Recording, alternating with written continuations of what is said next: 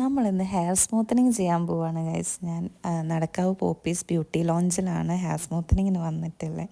നമ്മൾ ഈ ചുരുണ്ട മുടിയുള്ള ഗേൾസിൻ്റെ ഒക്കെ ഡ്രീം അല്ലേ, വൺസ് ഒരിക്കലെങ്കിലും നമുക്ക് നമ്മളെ ഹെയർ സ്ട്രെയിറ്റ് ചെയ്ത് കാണണമെന്ന്.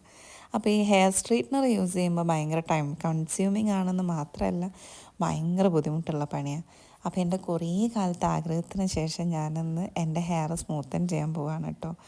അപ്പോൾ എൻ്റെ ഹെയർ കണ്ട ഉടനെ എൻ്റെ അടുത്ത് അവർ പറഞ്ഞു ബ്ലോ ഡ്രൈ എനിക്ക് ഭംഗി ഉണ്ടാവില്ല, കാരണം എൻ്റെ ഹെയറിൻ്റെ എൻഡ് ഫ്രിസി ആയതുകൊണ്ട്. അപ്പോൾ ഞാൻ സ്മൂത്തനിങ് ചെയ്യാമെന്ന് പറഞ്ഞ് സ്മൂത്തനിങ് ചെയ്തു. അങ്ങനെ ഭയങ്കര അടിപൊളി സർവീസാണ് കേട്ടോ. നോർമലി എവിടെ ഞാൻ എൻ്റെ ഹെയർ സർവീസിന് പോയാലും പകുതി എത്തുമ്പോൾ എനിക്ക് തോന്നും വേണ്ടിയില്ലായിരുന്നു.